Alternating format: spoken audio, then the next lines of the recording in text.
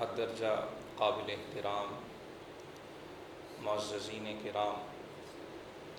گزشتہ جمعۃ المبارک کو ہم نے چند احادیث مبارکہ سماعت کی تھیں، جن میں رسول اللہ صلی اللہ علیہ وآلہ وسلم نے مختلف عادتوں، مختلف کاموں کے کرنے والوں کو جنت کی بشارت عطا فرمائی، اور عرض کی تھی کہ ان احادیث کریمہ کو بیان کرنے اور سننے سے مقصود یہ ہے کہ ہم بھی ان اچھی عادتوں کو اپنے اندر پیدا کرنے کی کوشش کریں۔ جن میں پہلے سے یہ عادتیں موجود ہیں وہ بڑے خوش بخت ہیں، وہ بڑے سعادت مند ہیں، وہ بڑے بلند نصیب ہیں کہ جنہیں اللہ نے اہل جنت کی عادتیں عطا فرمائیں۔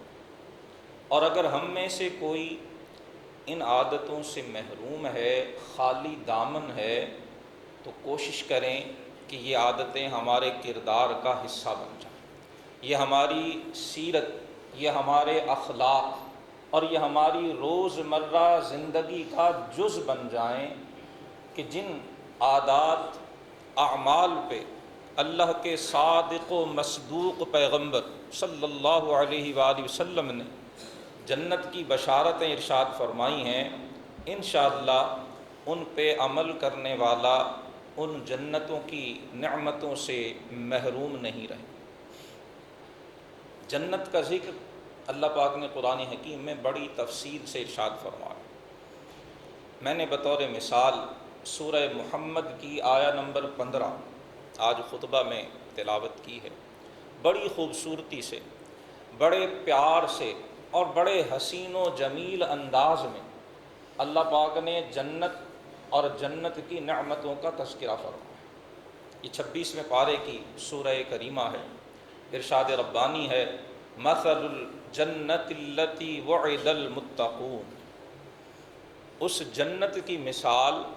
جس کا متقین سے وعدہ کیا گیا ہے۔ اللہ نے جس جنت کا اپنے پرہیزگار بندوں سے وعدہ کیا ہے، اس کی مثال بیان کی جا رہی ہے۔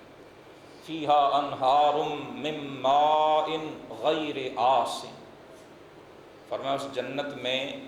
ایسے شفاف پانی کے دریا ہوں گے جو پانی کبھی خراب نہیں ہوگا، جس کا ذائقہ کبھی تبدیل نہیں ہوگا، غیر آسن۔ اس دنیا میں آپ جتنا اچھے سے اچھا پانی لے لیجیے، ہم میں سے بہت سے لوگ منرل واٹرز پیتے ہیں بڑی اچھی کمپنیز کا، بہت سے لوگ امپورٹڈ پانی پیتے ہیں، اس ملک کا کسی کمپنی کا پانی بھی انہیں پسند نہیں آتا۔ فرانس سے پانی امپورٹ ہوتا ہے، برطانیہ سے امپورٹ ہوتا ہے، بڑی بڑی دبئی سے اور کہاں سے آتا۔ کسی بڑی سے بڑی اور مہنگی سے مہنگی انٹرنیشنل کمپنی کا آپ پانی لے لیجئے، اس پہ ایکسپائری ڈیٹ لکھی ہوتی ہے، کبھی وہ مہینوں میں ہوتی ہے، کبھی ہفتوں میں، کبھی کم یا کبھی زیادہ۔ جتنا مرضی اعلیٰ سے اعلیٰ پانی ہے، ایک مقررہ مدت کے بعد وہ پینے کے قابل نہیں رہتا۔ اور اللہ پاک فرما رہے ماء غیر آسن، اے دنیا کے قیمتی اور مہنگے سے مہنگے پانی پینے والوں، میں نے جنت میں متقین کے لیے پانی کی بوتلیں نہیں، کنٹینر نہیں، پانی کی ٹینکیاں نہیں، انہار من ماء، پانی کے دریا ہیں، غیر آسن، اور وہ دریا ایسے ہیں جو کبھی بھی ختم نہیں ہوں گے، جو کبھی بھی خراب نہیں ہوں گے۔ اس پانی کا ذائقہ کبھی تبدیل نہیں ہوگا، اس کی رنگت کبھی تبدیل نہیں ہوگی، اور اس کے مزے میں اور خوشبو میں کبھی فرق نہیں آگا۔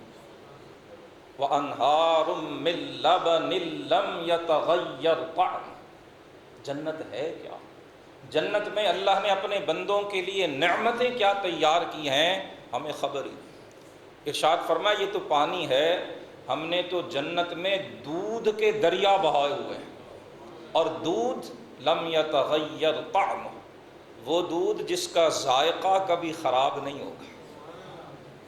دودھ اللہ کی بہت بڑی نعمت ہے۔ قرآن حکیم میں اس دنیا میں جو دودھ ہم جانوروں سے حاصل کرتے ہیں، اس دودھ کو بھی اللہ پاک نے اپنی خاص نعمت ارشاد فرمائی۔ اس میں غور و فکر کرنے کا حکم دیا۔ لیکن ہم سب جانتے ہیں دودھ جتنی قیمتی نعمت ہے، اسے سنبھالنا بھی اتنا ہی نازک اور حساس کام۔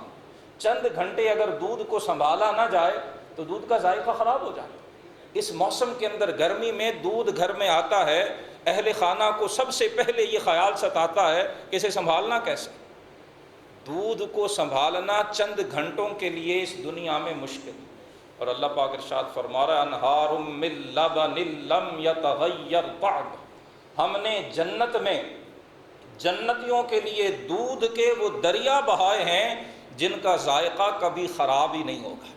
نہ اسے ابالنے کی ضرورت ہے، نہ اس میں طرح طرح کے کیمیکل ملا کے اسے لمبے عرصے تک محفوظ کرنے کی ضرورت ہے، نہ اسے ٹیٹرا پیکنگ کی ضرورت ہے، کسی چیز کی ضرورت نہیں ہے۔ من لبن لم یتغیر طعمہ، اس قادر مطلق نے جس نے کلمہ کن سے ساری کائنات کو پیدا فرمایا، فرمایا میں نے اپنی قدرت سے وہ دودھ کے دریا یوں بہائے ہیں کہ ان دریاؤں کا دودھ کبھی خراب نہیں ہوگا، اس کا ذائقہ کبھی نہیں بدلے گا۔ وَأَنْهَارٌ مِّنْ خَمْرٍ لَذَّةٍ لِّلشَّارِبِينَ، صاف و شفاف پانی کے دریا، دودھ کے دریا، اور فرمایا جنت کی شراب طہور کے دریا جو پینے والوں کے لیے سراسر لذت ہی لذت ہے۔ دنیا میں اللہ پاک نے شراب حرام فرمائی، ناجائز فرمائی، اسے اہل ایمان کے لیے اس کا پینا، اس کا استعمال حرام قرار دی۔ جنت کی شراب، اول تو دنیا کی کسی بھی نعمت کا جنت کی کسی نعمت سے کوئی مقابلہ نہیں، یوں ہی جنت کی جو شراب ہے اس کا بھی دنیا کی شراب سے کوئی تبادلہ، کوئی مقابلہ اور کوئی مماثلت اور مشابہت ہی نہیں۔ اللہ پاک فرما رہے ہیں وہ جو جنت کی شرابن طہورا جو ہے، وہ جو خمر جنت ہوگی لذت للشاربین، وہ پینے والوں کے لیے سراپا لذت ہوگی۔ جتنا مرضی پیا جائے، نہ انسان کے ہوش و حواس گم ہوں گے، نہ اس کی عقل معاف ہوگی، نہ اس کے منہ سے یا اس کے بدن سے اس کی بدبو یا کسی قسم کا تلخ یا کڑوا ذائقہ آئے گا، بلکہ وہ سراسر طہارت اور پینے والوں کے لیے لذت کا باعث۔ وَأَنْهَارٌ مِّنْ عَسَلٍ مُّصَفًّى، اور فرمایا جنت میں ہم نے جنتیوں کے لیے صاف و شفاف شہد کے دریا بہائے ہوئے۔ عسل مصفی، قرآن حکیم نے جنتی شہد کی صفت ذکر کی۔ مفسرین کرام نے لکھا ہے کہ دنیا کا جو شہد ہے وہ شہد کی مکھی سے حاصل ہوتا ہے، جنت کا شہد وہ مکھی سے حاصل ہونے والا شہد نہیں ہوگا۔ یوں ہی جو جنتی دودھ ہے وہ بھی جانوروں سے حاصل ہونے والا دودھ نہیں ہوگا، مکھی سے حاصل ہونے والا شہد بھی نعمت ہے، اللہ نے اسے بھی قرآن حکیم میں شفاء للناس فرمایا، اپنی قدرت کی نشانی فرمایا۔ لیکن جو جنت کا دودھ اور جو جنت کا شہد ہے جس کی صفت یہاں مصفی ارشاد فرمائی ہے، وہ کسی مکھی، شہد کی مکھی کا تھوک یا اس کا بنایا ہوا شہد نہیں ہوگا، بلکہ وہ حکیم مطلق، وہ قادر مطلق، وہ رزاق مطلق، وہ خالق جنت کا بنایا ہوا مصفی، صاف شفاف اور شیریں شہد ہو۔ وَلَهُمْ فِيهَا مِن كُلِّ الثَّمَرَاتِ، پانی کے، دودھ کے، شراب کے اور صاف و شفاف شہد کے دریاؤں کے ساتھ ساتھ اہل جنت کے لیے فرمایا جنت میں ہر قسم کے پھل اللہ انہیں عطا فرمائے گا۔ وَمَغْفِرَةٌ مِّن رَّبِّ، یہ ساری نعمتیں مادی ہوں گی، یہ کھانے پینے والی ہوں گی، یہ جسم سے متعلق ہوں گی، اور ان سے بڑھ کر مغفرۃ من ربہم، اللہ پاک جنتیوں کو اپنی مغفرت سے بھی نوازے گا۔ اللہ پاک انہیں معنوی، روحانی اور فکری نعمتوں سے بھی نوازے گا جن میں سر فہرست ان کے رب کی مغفرت ہو۔ اسی کو دوسرے مقام پر قرآن حکیم نے وَرِضْوَانٌ مِّنَ اللَّهِ اکبر ارشاد فرمایا، جنتیوں کو اللہ کی مغفرت اور رب کی رضا کی نعمت حاصل ہوگی، اور وہ مغفرت اور رضا الہی وہ دودھ کے دریاؤں، وہ شہد کے دریاؤں، وہ صاف و شفاف پانی کے دریاؤں سے بھی بڑھ کر ہوگی، وہ جنت کی ساری نعمتوں پہ غالب۔ فرمائیے اہل جنت کا جو معاملہ ہے وہ جنت میں ہوگا کمن ہوا خالد فی النار، کیا کوئی ذی شعور سمجھدار یہ سوچ سکتا ہے کہ جو جنتی ان اعلیٰ نعمتوں میں ہوگا وہ شخص جو آگ میں جہنم میں جل رہا ہے، سقو ماء، اس جہنم میں اسے ماء حمیما، انتہائی تیز گرم پانی پلایا جائے گا، فقطع امعاءہم، اور جہنمی جب وہ کھولتا ہوا پانی پئیں گے تو وہ ان کی انتڑیوں کو کاٹتا ہوا ان کے جسم سے نکل جائے۔ فرمایا یہ جنتی اور دوزخی یہ برابر نہیں ہوں گے، جس طرح ان کا آخرت میں انجام برابر نہیں ہے، یکساں نہیں ہے، ایک جیسا نہیں ہے۔ اہل جنت نعمتوں سے لطف اندوز ہوں گے اور اہل نار عذاب اور سزا کے حقدار ہوں گے، اسی طرح دنیا میں بھی دونوں کا معاملہ یکساں نہیں ہو سکتا۔ اہل جنت کی دنیا بھی، ان کی اس زندگی کا معاملہ بھی اہل نار سے مختلف۔ اہل جنت اعلیٰ اخلاقی کردار کے مالک، وہ اللہ پر ایمان رکھنے والے ہوں گے، اور وہ نعمت ایمان ان کے اندر عمل صالح کی پرداخت کرے گی، اس کی پرورش کرے گی، ان کی سیرتیں اجلی ہوں گی، ان کے کردار روشن ہوں گے، ان کا لوگوں کے ساتھ معاملہ بہتر ہوگا، اور یہی ایمان اور عمل صالح انہیں جنت میں لے جانے کا ذریعہ بنے۔ چند اعمال صالحہ کا تذکرہ ہم نے گزشتہ ہفتے سنا تھا، چند ایک کا ذکر ہم آج سنیں گے، اس امید، اس توقع پر کہ اللہ پاک ہمیں بھی ان عادتوں کو اپنانے کی توفیق دے، اور اپنے حبیب صلی اللہ علیہ وسلم کی زبان کریم سے جس اجر و بشارت کا وعدہ کیا، اللہ تعالی ہم گنہگاروں کو اسے دیکھنا نصیب فرمائے۔ پہلا وصف جسے حدیث کریمہ میں جنت میں جانے کا سبب ارشاد فرمایا گیا، اور جس اخلاق والے، جس وصف والے کو حضور نے جنت کی بشارت دی، اس کا تذکرہ امام احمد بن حنبل نے مسند احمد بن حنبل کی حدیث مبارکہ میں فرمایا۔ حضرت ابو ہریرہ رضی اللہ تعالی عنہ راوی حدیث ہیں، فرماتے ہیں کہ ایک شخص نے رسول اللہ صلی اللہ علیہ وسلم کی خدمت میں دو عورتوں کا ذکر کیا۔ ایک عورت کے بارے میں فرمایا، اس نے ذکر کرنے والے نے عرض کی کہ یذکر من کثرت صلاتها وصیامها وصدقت، یا رسول اللہ ایک عورت ہے بڑی کثرت سے نماز بھی پڑھتی ہے، روزے بھی رکھتی ہے، صدقہ بھی کرتی ہے، غیر انها تؤذی جیرانها بلسان، یا رسول اللہ اس کی ایک عادت بری ہے کہ وہ اپنے ہمسایوں کو اپنی زبان سے اذیت دے دی۔ جب اس عورت کا ذکر حضور کی بارگاہ میں کیا گیا، قال ہی فی النار، اللہ کے رسول صلی اللہ علیہ وسلم نے فرمایا وہ عورت جہنم میں جائے۔ حضرت ابو ہریرہ کہتے ہیں پھر ایک اور عورت کا ذکر ہوا، اور عرض کی گئی کہ یا رسول اللہ فلاں عورت ہے یذکر من قلت صیامها وصدقتها وصلاتها، یا رسول اللہ اس کے کم روزے رکھنے، کم صدقہ کرنے اور کم نماز پڑھنے کا ذکر کیا جاتا ہے۔ یہاں یہ ذہن میں رہے کہ کم نماز، روزہ اور صدقہ سے مراد نفل روزے اور نفل نمازیں، فرض نمازوں کی بات نہیں ہے۔ فرض نمازوں میں شریعت مطہرہ میں کوئی امکان ہی نہیں ہے کہ انہیں ترک کیا جائے، اس کی تو گنجائش ہی نہیں ہے۔ لہذا حدیث مبارکہ کو یا اس طرح کی جو دیگر احادیث ان میں جب یہ ذکر آتا ہے تو اس سے مراد نوافل ہیں، کہ ایک خاتون ہے نفل نماز زیادہ نہیں پڑھتی، نفل روزے زیادہ نہیں رکھتی ہے، نفلی صدقہ و خیرات بھی زیادہ نہیں کرتی ہے، ہاں ایک اس میں چیز ہے کہ وہ کھانے پینے کی کچھ چیزیں، قدیم زمانے میں دودھ کو جما لیا جاتا تھا خشک کر کے کسی طرح سے، اور پھر اس کے پیس اور ٹکڑے بنا لیے جاتے تھے جنہیں بوقت ضرورت استعمال کر لیا جاتا، تو وہ خاتون دودھ کے ان خشک ٹکڑوں کو بعض اوقات اللہ کی راہ میں صدقہ کرتی، اس کے علاوہ زیادہ صدقہ و خیرات بھی نہیں کرتی، لیکن لا تؤذی جیرانها بلسان، اس کی ایک خوبی ہے کہ اس کی زبان سے اس کے ہمسایوں کو اذیت نہیں ہوتی، وہ اپنی زبان سے اپنے ہمسایوں کے لیے باعث اذیت نہیں بنتی ہے۔ قال ہی فی الجنہ، اللہ کے رسول صلی اللہ علیہ وسلم نے فرمایا کہ وہ عورت جنت میں جائے۔ ذکر عورت کا ہے، لیکن گزشتہ جمعے بھی جو احادیث ہم نے سنی، محدثین نے، علماء نے وضاحت کے ساتھ لکھا ہے کہ مرد یا عورت کا تذکرہ کسی وصف کے حوالے سے وہ بطور مثال ہوتا۔ اچھا وصف، جنتی وصف کسی مرد میں ہے تو اسے بھی اللہ جنت عطا فرمائے گا، اور وہ جنتی وصف اگر کسی خاتون میں ہے تو اللہ اسے بھی جنت عطا فرمائے۔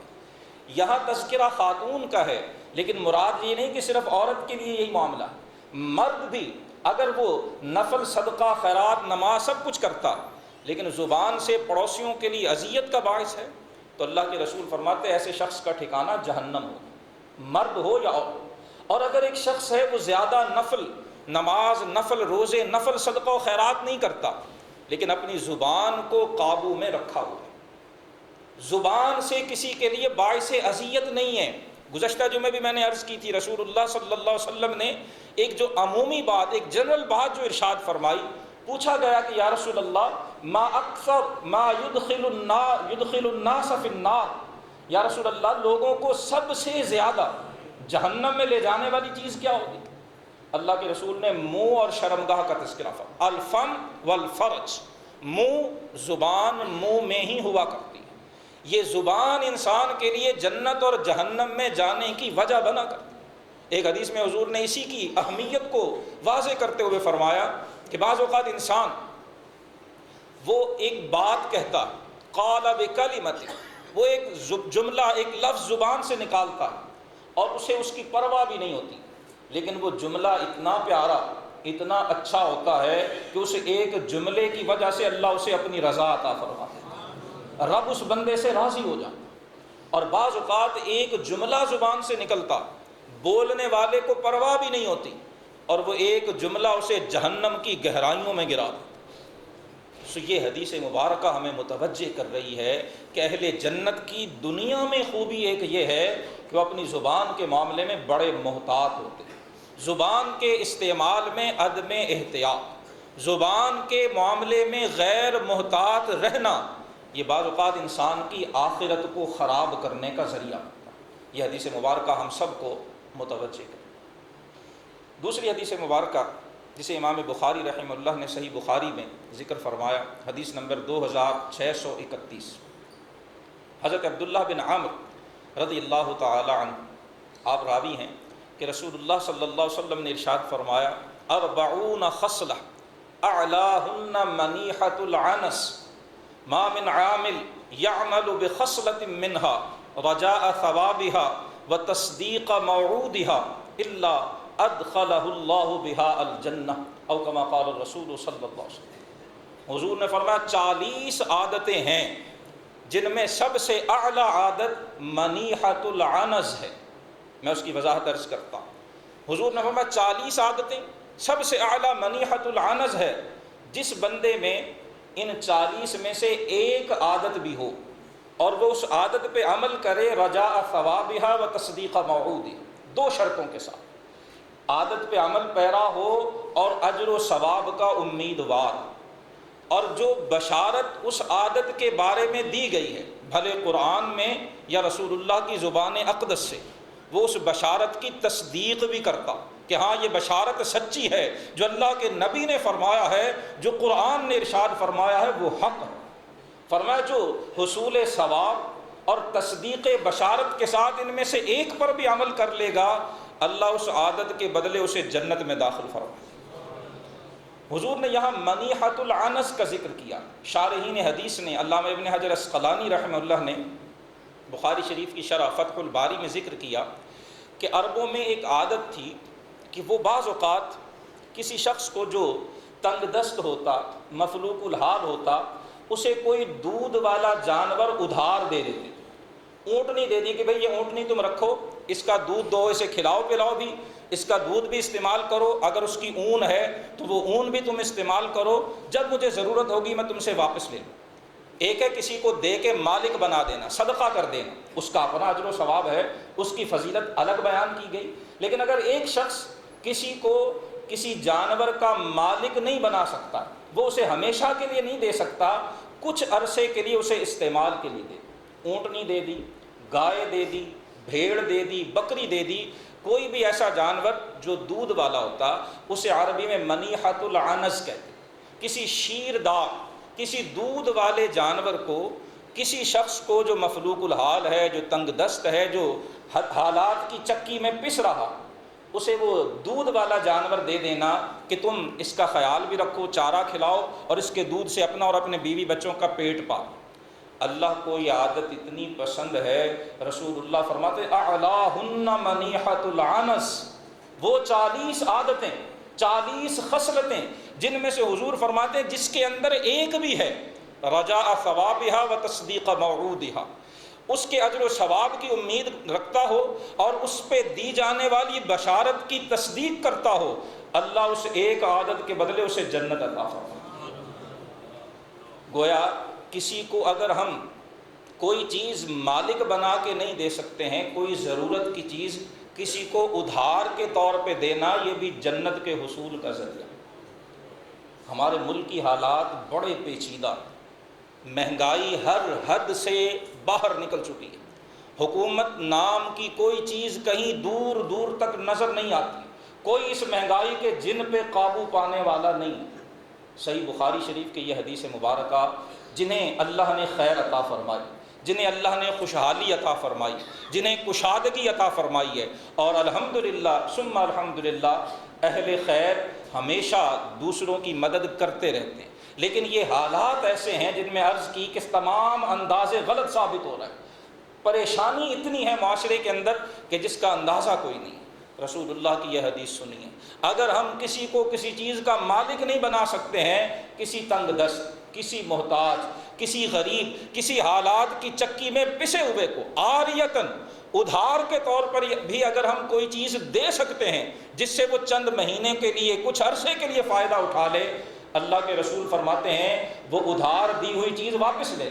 منیحۃ العنس کی شارحین حدیث نے تشریح یہ کی ہے کہ دودھ والا جانور ادھار دیا جاتا سال کے لیے، 6 ماہ کے لیے، جتنے بھی عرصے کے لیے، بعد میں مالک اسے واپس لے لیتا تھا، لیکن اتنے عرصے میں وہ شخص کوشش میں لگا رہتا، وہ اپنے پاؤں پہ کھڑا ہو جاتا اور وہ مالک کو اس کی چیز واپس لوٹا دے۔ ادھار کے طور پر بھی کسی کو اگر کسی چیز کے فوائد کا، اس کے بینیفٹس کا، اس کے منافع کا مالک بنا دیا جائے، اللہ کے رسول اس شخص کو بھی جنت کی بشارت عطا فرمائے۔ تو اگر اللہ نے کسی کو ہمت دی ہو وہ کسی کو مالک بنا دے، کسی کو صدقہ دے دے، تو یقیناً یہ بھی اللہ کی بارگاہ سے جنت کے حصول کا ذریعہ بننے والی چیز۔ تیسری حدیث مبارکہ جس کا میں نے انتخاب کیا، سنن ابی داؤد میں حدیث نمبر 1643، 1643، سنن ابن ماجہ میں حدیث نمبر 1837 ہے، سنن نسائی، مسند احمد، متعدد کتب میں یہ حدیث مبارکہ روایت۔ حضرت ثوبان رضی اللہ تعالی عنہ یہ راوی ہیں، عرض کرتے ہیں کہ ایک بار رسول اللہ صلی اللہ علیہ وسلم نے ارشاد فرمایا، من تکفل لی اللہ یسأل الناس شیئا واتکفل له بالجنہ۔ میں نے کئی بار توجہ دلائی کہ جتنا حسین، جتنا خوبصورت اور جتنا بہترین دین اللہ نے ہمیں عطا کیا ہے، کائنات میں کسی کو دیا ہے، لیکن ہم اپنے ساتھ ظلم یہ کر رہے ہیں کہ ہم اس دین کو بطور دین سمجھتے ہی نہیں۔ دین کہتے ہیں نظام حیات کو، دین کا مطلب صرف عبادت کی ادائیگی نہیں ہے، دین کمپلیٹ کوڈ آف لائف، ساری زندگی ہم نے گزارنی کیسے ہے۔ دین صرف مسجد کی 4 دیواری میں جب جمعہ اور نماز پنجگانہ کے لیے ہم آئیں، دین صرف اس کو ایڈریس نہیں کرتا، دین صرف ہمارے اس گھنٹے یا 2 گھنٹے کو مخاطب نہیں کرتا، جب ہم مسجد سے نکل کر جاتے ہیں دین ہمیں تب بھی مخاطب کرتا ہے۔ جب تک ہم دین کو دین نہیں سمجھیں گے، جب تک ہم اپنے گھر میں، اپنے بیڈ روم کے اندر بھی، اپنی 4 دیواری کے اندر بھی، اپنے دفتر، اپنی مل، اپنی فیکٹری، اپنے آفس، اپنے کالج، اپنے یونیورسٹی، اپنے بازار کے اندر بھی خود کو دین کا پابند نہیں سمجھیں گے، ہمیں نہ دین کا حسن نظر آئے گا، نہ دین کی خیر نصیب۔ ہم سے غلطی یہ ہو رہی ہے کہ ہم نے دین کو ڈپارٹمنٹل سٹور سمجھ لیا، پک اینڈ چوز، یہ چیز مجھے اچھی لگ رہی ہے میں نے لے لینی ہے، یہ مجھے اچھی نہیں لگ رہی ہے میں نے چھوڑ دینی۔ دین میں پک اینڈ چوز نہیں ہے۔ اللہ نے وضاحت سے فرمایا، یا ایھا الذین آمنوا ادخلوا فی السلم کافہ، دین میں سارے کے سارے داخل ہو جاؤ، ولا تتبعوا خطوات الشیطان۔ اب جو پہلو بھی دین میں داخلے سے محروم رکھو گے وہ شیطان کی پیرو۔ یہ کہہ دینا جی سیاست کا دین سے تعلق نہیں ہے، حکومت کا تعلق نہیں ہے، قومی اسمبلی اور سینٹ تو دین کے دائرے سے باہر ہیں، ہم مسجد دین کے دائرے میں شامل ہے۔ یہ ہماری کم فہمی ہے، یہ ہماری غلط فہمی ہے، اور یہ ہمارا دین کو نہ سمجھنا۔ اگست کا مہینہ ہے، قوم نے جشن آزادی بھی منانا، 76واں یوم آزادی آ رہا، حالات کس نہج پہ ہیں، ایک عام آدمی پہ کیا گزر رہی ہے، اس کے اوپر کیا بیت رہی ہے، حکمران کیا سوچتے ہیں، وہ کیا سمجھتے ہیں، وہ کن ہواؤں میں ہیں، وہ وردی میں ہوں یا بغیر وردی کے ہوں، ان کی دنیا ہی الگ ہے، اور ایک عام آدمی کیسے زندگی بسر کر رہا ہے کسی کو ہوش ہی نہیں۔ وجہ یہی ہے کہ ہم نے دین کو بطور دین قبول کیا ہی نہیں، ہم نے اسے صرف چند رسوم، چند عبادات، چند دن منانا، بس ہم نے سمجھ لیا دین بھی یہی ہے، قومیت بھی یہی ہے، اور نیشنلزم بھی اسی کا نام۔ ایسا نہیں ہوا۔ دین نے اگر خوشحال طبقے کو، امیر طبقے کو ہدایات دی ہیں، دین نے غرباء اور مساکین کے لیے بھی نمونہ عمل رکھ دیا۔ حدیث مبارکہ سنیے، جو لوگ بھی آج پریشانی کا شکار ہیں، خدا کے لیے کیا ہم نہیں جانتے ہمارے دین نے ہمیں میانہ روی اختیار کرنے کا بھی ہمیں تلقین کی ہے، ہمیں تعلیم دی ہے۔ آج ہم میں سے کوئی شخص اپنی آسائشیں چھوڑنے پہ تیار نہیں ہے، اور قرض لینے سے اسے ڈر ہی نہیں لگتا، وہ ہاتھ پھیلانے سے جھجکتا ہی نہیں، کسی سے مانگنے سے وہ ڈرتا ہی نہیں ہے، اور اپنی آسائش، غیر ضروری اخراجات وہ اسے کم کرنے پہ آمادہ ہی نہیں۔ ہماری آج کی بہت سی پریشانیاں خود ہماری اپنی پیدا کی ہوئی بھی ہیں۔ ہم نے اپنا لائف سٹائل تو بلند کر لیا، لیکن اپنے وسائل کہاں پہ ہیں ہم اس پہ غور ہی نہیں کرتے۔ ہمارا دین ایسا نہیں ہے کہ جو ہمیں ہدایات نہ دیتا ہو۔ حدیث مبارکہ سنیے، ثوبان رضی اللہ تعالیٰ عنہ راوی فرماتے ہیں رسول اللہ صلی اللہ علیہ وسلم نے ارشاد فرمایا کہ جو شخص مجھے یہ ضمانت دے دے اللہ یسأل الناس شیئا، وہ کسی سے کچھ نہیں مانگے گا، اتکفل لہ بالجنہ۔ بخاری شریف کی حدیث ہے، رسول اللہ فرماتے ہیں کوئی مجھے یہ ضمانت دے کہ وہ کسی مخلوق کے سامنے، انسان کے سامنے ہاتھ نہیں پھیلائے گا، میں اسے جنت کی بشارت دیتا ہوں۔ گھر میں 5 جو ہے وہ اسمارٹ فون پڑے ہوئے ہیں 20-20 ہزار والے، اور میں باہر ہاتھ پھیلاؤں جی میرے حالات خراب ہیں۔ یہ بندہ خدا کیا ہر گھر کے فرد کے پاس اسمارٹ فون کا ہونا ضروری ہے؟ گھر کے اندر پتہ نہیں کون سی غیر ضروری چیزیں میں نے جمع کر کے رکھی ہوئی ہیں، اور میں ہاتھ پھیلانے سے جھجکتا ہی نہیں۔ میرے دین کی یہ تعلیم نہیں ہے۔ اپنے غیر ضروری اخراجات کو قابو میں لانا، یہ تو اللہ کے رسول صلی اللہ علیہ وآلہ وسلم کی ہدایت ہے، جس سے آج ہم انحراف کر چکے ہیں۔ ہم نے آج مانگنے کو بھی آرٹ بنا لیا، ایک فن بنا لیا، جھوٹ بول کے مانگنا، دھوکہ دے کے مانگنا، اور اپنے حالات غلط بیان کر کے مانگنا۔ ایسے ہوتا کیا ہے؟ اللہ کے رسول فرماتے ہیں پھر جو دوسروں کے آگے، مخلوق کے سامنے ایک بار ہاتھ پھیلاتا ہے، پھر اس کا پھیلا ہوا ہاتھ کبھی سمٹتا ہی نہیں، پھر وہ ساری زندگی مانگتا ہی رہتا ہے، وہ اپنی عزت و وقار سے بھی محروم ہوتا ہے، وہ معاشرے میں اپنی عزت سے بھی محروم ہوتا ہے، اور اس کی کبھی پوری بھی نہیں ہوتی۔ رسول اللہ فرماتے ہیں مجھے ضمانت دو کہ کسی انسان سے نہیں مانگو گے، میں تمہیں جنت کی ضمانت دیتا ہوں۔ پوچھا حضور نے من تکفل علی، کون ضمانت دیتا ہے؟ حضرت ثوبان کھڑے ہوئے، راوی حدیث، عرض کی آنا یا رسول، حضور میں عرض کرتا ہوں، میں ضمانت دیتا ہوں، میں کسی سے نہیں مانگوں گا۔ اللہ کے رسول صلی اللہ علیہ وسلم سے حضرت ثوبان کا وعدہ ہو گیا۔ وعدہ کر لینا آسان ہے، وعدہ نبھانا مشکل ہے۔ رسول اللہ کے صحابہ اور جن ادوار میں اللہ نے امت مسلمہ کو عروج اور ترقی بخشی ہے، اس وقت وعدوں کی اہمیت ہوتی۔ آج ہمارے لیڈر کہتے ہیں کہ وعدہ کوئی قرآن کی آیت تھوڑا ہوتا ہے، جب دل چاہا توڑ دیا۔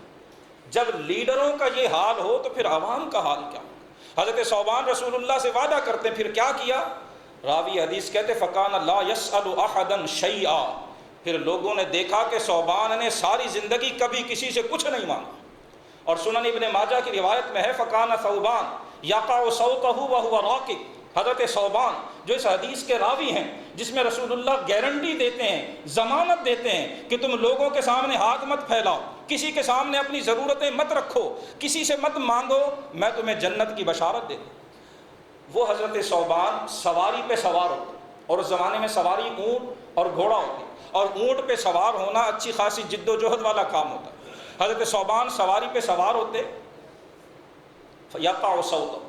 ان کے ہاتھ میں جو کوڑا ہوتا، جو جانور کو مارنے کے لیے ضرورت کے لیے رکھا جاتا، یا کوئی سٹک کوئی چیز ہوتی، ان کا کوڑا نیچے گر جاتا، فلا یقول لأحد ناولنی، وہ کسی گزرنے والے سے یہ بھی نہیں کہتے تھے کہ میرا کوڑا اٹھا کے مجھے پکڑا دو. وہ اپنی سواری نیچے بٹھاتے، گھوڑے سے خود نیچے اترتے اور نیچے اتر کر خود اپنا کوڑا اٹھا کے پھر دوبارہ سوار ہوا کرتے کہ میں نے رسول اللہ سے یہ وعدہ کیا ہے کہ میں کسی سے کوئی چیز نہیں مانگوں گا. ایسا نہ ہو کہ میں سواری پہ بیٹھے بیٹھے کسی سے کہوں کہ یہ نیچے گری ہوئی چیز مجھے پکڑا دے. میرا یہ کسی سے کہنا رسول اللہ سے کیے ہوئے وعدے کے خلاف نہ ہو جائے.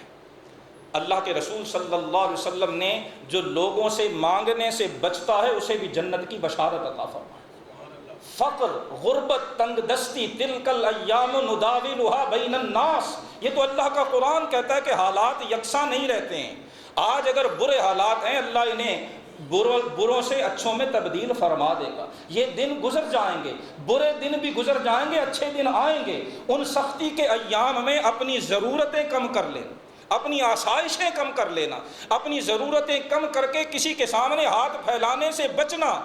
یہ بھی ہمارے دین کی طرف،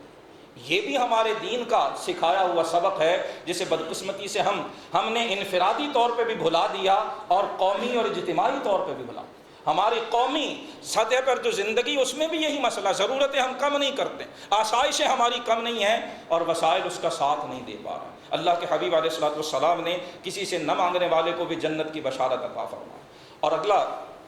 جو شخص جسے حضور نے جنت کی بشارت عطا فرمائی، فرمایا وہ قاضی، وہ جج جسے عہدہ قضا ملا اور اس نے اس عہدے کو امانت داری سے استعمال کیا، جس نے درست فیصلہ کیا ہے. اللہ کے رسول فرماتے ہیں وہ قاضی جو حق کے مطابق فیصلہ کرتا ہے اللہ اسے جنت عطا فرماتا ہے. حضرت بریدہ رضی اللہ تعالیٰ عنہ اس حدیث کے راوی ہیں، سنن ابی داؤد میں حدیث مبارکہ روایت کی گئی. حضور نے فرمایا القضاۃ ثلاثہ، قاضی تین قسم کے ہیں، واحد فی الجنہ و اثنان فی النار، ایک جنت میں جائے گا اور دو جہنم کا ایندھن بنے گا. اما الذی فی الجنہ، فرمایا جو جنت میں جائے گا وہ قاضی ہے عرف الحق فقضا بہ، مقدمہ اس کے سامنے پیش ہوا، مدعی اور مدعی علیہ دونوں فریقوں کو اس نے سنا، حق اس کے سامنے واضح ہو گیا کہ یہ حق ہے، اس نے اسی کے مطابق فیصلہ کیا. کسی لالچ کو درمیان میں نہیں آنے دیا، کسی دھانس دھاندلی اور دھمکی کو درمیان میں نہیں آنے دیا، اپنی پسند اور ناپسند کو رکاوٹ نہیں بننے دیا، حق کے مطابق فیصلہ کیا ہے. اللہ کے رسول فرماتے اسے جنت نصیب. اور وہ قاضی